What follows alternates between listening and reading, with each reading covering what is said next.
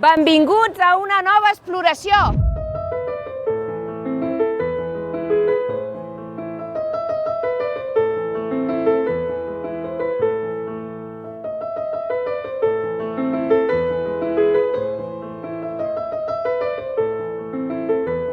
El día de hoy nos encontramos en Barcelona y en este viaje les vamos a mostrar los lugares más importantes que deben visitar si planean venir a esta bella ciudad. Por supuesto, nuestra primera parada es el Templo Expiatorio de la Sagrada Familia.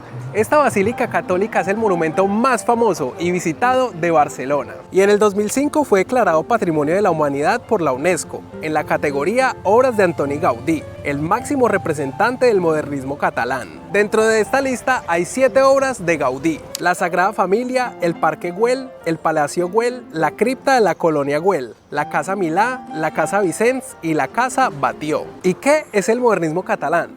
Fue un movimiento cultural y artístico que se desarrolló a finales del siglo XIX y principios del siglo XX, en respuesta al predominante criterio tradicional de la arquitectura y las artes de la época, buscando una estética más original y orgánica. Se caracterizó por el uso de formas inspiradas en la naturaleza, la incorporación de elementos decorativos elaborados, el uso de materiales innovadores y la creación de un estilo propio que reflejara la identidad catalana. La construcción de la Sagrada Familia inició en 1882, a manos del arquitecto Francisco de Paula Villar, y la proyección es que finalizará en el año 2033. Hay quienes piensan que la Sagrada Familia está tardando mucho en terminar de construirse, pero deben tener en cuenta que esta se financia a través de donaciones. Además, 151 años que cumplirán en el 2033 no parecen nada frente a los 632 años de la Catedral de Colonia en Alemania, que se construyó de 1248 hasta 1880. Sigamos con Gaudí. En 1883 tomaría la dirección de la construcción de la Sagrada Familia y trabajaría en ella durante 43 años hasta el día de su muerte, el 10 de junio de 1926. El 7 de junio Gaudí se dirigía a la iglesia de San Felipe Neri, que visitaba a diario para rezar, pero al pasar por la Gran Vía de las Cortes catalanas fue atropellado por un tranvía. Al quedar sin sentido, tener un aspecto descuidado e ir indocumentado, no se socorrió con rapidez, ya que pensaban que era un mendigo, hasta que finalmente un guardia civil lo envió en un taxi al Hospital de la Santa Cruz, donde finalmente un capellán de la Sagrada Familia lo reconocería, pero ya era demasiado tarde. Durante la vida de Gaudí solo se completaron la cripta, el ábside y parcialmente la fachada del Nacimiento, de la que Gaudí solo vio coronada la Torre de San Bernabé. Con la Sagrada Familia, más allá de la grandeza arquitectónica, Gaudí quería plasmar una profunda expresión de su fe religiosa y su amor por la naturaleza. Quería que la Sagrada Familia reflejara esta inspiración, incorporando elementos orgánicos y formas geométricas que evocan la belleza y la armonía de la naturaleza. La Sagrada Familia está compuesta por una cripta dedicada a diferentes santos, el ábside dedicado a la Virgen María, la fachada del Nacimiento dedicada al nacimiento de Jesús, la fachada de la Pasión dedicada a la Pasión de Jesús, reflejando el sufrimiento de Cristo en su crucifixión, como redención de los pecados del hombre, la fachada de la Gloria dedicada a la gloria celestial de Jesús, representando el camino en ascensión a Dios. Y por último, las torres. Gaudí quería que la Sagrada Familia fuera visible desde cualquier punto de Barcelona, por ello la dotó con 18 torres, 12 por los apóstoles, 4 por los evangelistas y los cimborrios de Jesús y la Virgen María. Todas las torres tienen distinta altura y van en sentido ascendente, siendo la de Jesús la más alta e importante, la cual se planea que llegará a una altura de 172.50 metros, convirtiéndola en la iglesia más alta del mundo. El interior del templo será como un bosque. Los pilares de la nave principal serán palmeras, son los árboles de la gloria, del sacrificio y del martirio.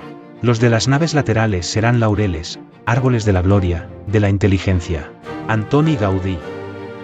Nuestra siguiente parada es el Hospital de la Santa Cruz y San Pablo, el cual se creó a partir de la fusión de 6 hospitales en 1401, aunque en ese entonces solamente se llamaba Hospital de la Santa Cruz. El hospital funcionó con normalidad hasta finales del siglo XIX, donde debido al avance de la medicina científica ya no era apto para brindar atención a sus usuarios. Se debía reconstruir y crear un nuevo complejo, el cual se financió gracias a la donación del banquero Pau Gil a principios del siglo XX. Por esta razón es que el hospital pasaría a llamarse de la Santa Cruz y San Pablo. Su construcción inició en 1902, a manos de uno de los máximos exponentes del modernismo catalán, Lluís Domènech i Montaner, Él trabajaría en el hospital hasta 1913 y fue precedido por su hijo de 1920 a 1930, que lo terminó de construir. Este hospital es una completa joya. En el 97 la UNESCO lo declaró Patrimonio de la Humanidad y en el 2001, por destacarse en su labor de incrementar y difundir el patrimonio cultural de Cataluña, recibió la Medalla de Oro de la Generalidad de Cataluña.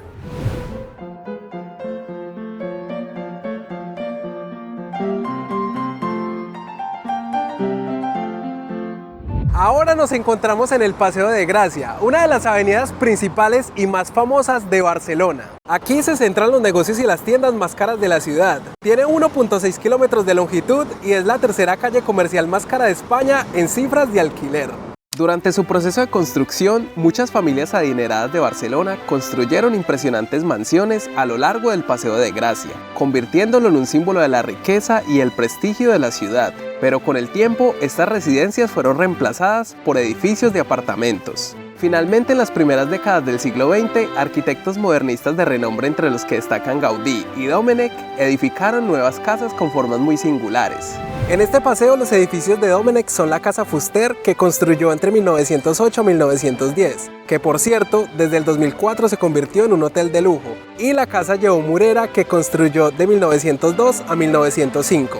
Aquí debo hacer una mención honorífica, ya que cuando existía el concurso anual de edificios artísticos de Barcelona, el cual se dejó de celebrar por conflictos políticos y sociales de la época, esta casa ganó la edición de 1906. Además, Luis Domènech i Montaner y Enric Sagnier fueron los únicos arquitectos que consiguieron la medalla de oro tras ganar el galardón durante 3 ediciones, siendo el Hospital de la Santa Cruz y San Pablo el cual le daría la medalla de oro a Domènech en 1913. Ahora no se me alteren, Gaudí sigue siendo el más grande y a pesar de no ganar una medalla de oro, sí fue quien ganó la primera edición de estos premios en el año 1900, con la Casa Calvet situada en la calle Caspe. Sigamos con Gaudí y el Paseo de Gracia. Lo primero es que al caminar por este paseo, si miran hacia el suelo, verán que el pavimento está cubierto con la loseta de Gaudí. Esta loseta cubre un total de 60.000 metros cuadrados y fue diseñada por Gaudí en 1904. La idea principal era pavimentar los suelos de la Casa Batlló, pero un retraso en su producción lo impidió, por lo que además de utilizarse aquí, también se utilizó para pavimentar los suelos de las plantas de servicio de la Casa Milà. Ya habiendo mencionado estos dos obrones, vamos a concluir con esta parte del recorrido. La Casa Batlló es la remodelación de un edificio previamente construido por uno de los maestros de Gaudí, Emilio Sala Cortés. En 1903, el edificio fue adquirido por el hombre de negocios Josep Batlló, y aunque en principio quería demolerlo para construir uno nuevo, se conformó con que fuese remodelado por Gaudí, trabajando en este edificio de 1904 a 1906. Batlló quedó tan impresionado con el trabajo de Gaudí que se lo recomendó a su amigo, el abogado y político español Pedro Milà, al que por supuesto le construiría la Casa Milà, conocida popularmente como La Pedrera, de 1906 a 1912. Aquí también hubo una discordia que casi deja la obra de Gaudí inconclusa. Milà quería decorar el interior de la casa de cierto modo, a lo que Gaudí se opuso. Entonces abandonó la obra en 1909 y lo demandó para que le pagara sus honorarios. Milà tuvo que hipotecar la casa para poderle pagar, pero por suerte más adelante Gaudí volvería a la obra y la finalizaría.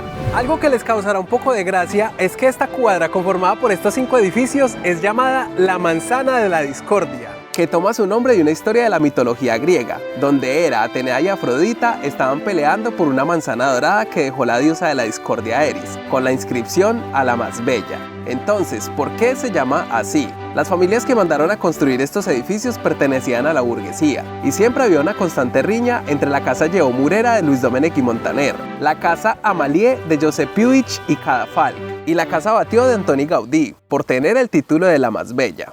Después de un par de pasos más, llegamos a la Plaza de Cataluña. Este lugar es importantísimo, ya que desde aquí se dividen el núcleo antiguo de la ciudad y el ensanche. El núcleo antiguo es donde se ubican barrios muy populares como el Gótico, el Raval, Santa Catalina de la Ribera y la Barceloneta. Ustedes saben que están en el distrito de la Ciudad Vieja porque las calles son muy angostas y todo parece en desorden, mientras que en el ensanche las calles son muy amplias y se diseñó en cuadrícula a lo largo y a lo ancho. Por eso hay muchas personas que preguntan, ¿por qué Barcelona es tan cuadrada? Se los cuento. En el siglo I a.C.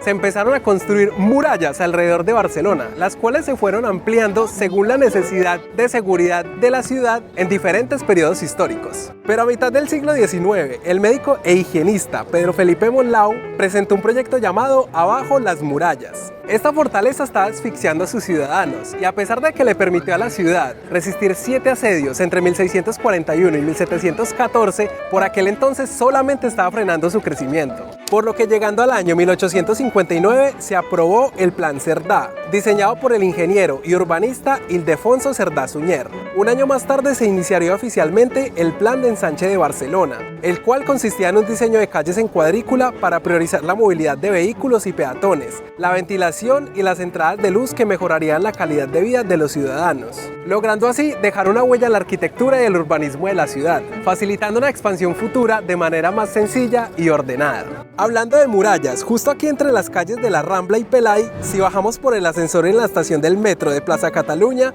podemos visualizar un pequeño tramo de esta muralla medieval. Última parada del día, la Rambla. Esta famosa avenida peatonal se extiende desde la Plaza de Cataluña hasta el Mirador de Colón. Es uno de los lugares más emblemáticos y animados de la ciudad. Pasear por aquí les permitirá disfrutar de actividades muy diversas, desde artistas callejeros, músicos, hasta vendedores ambulantes y puestos de flores. También podrán explorar el Mercado de San José, más conocido como La Boquería. Fue inaugurado en 1840 y cuenta con una gran variedad de productos frescos y delicias gastronómicas. Otro punto de interés es la fuente de Canaletas, ya que hay una leyenda que dice que aquel que bebe de su agua volverá a la ciudad. Como obviamente yo quiero volver a Barcelona, voy a beber de su agua.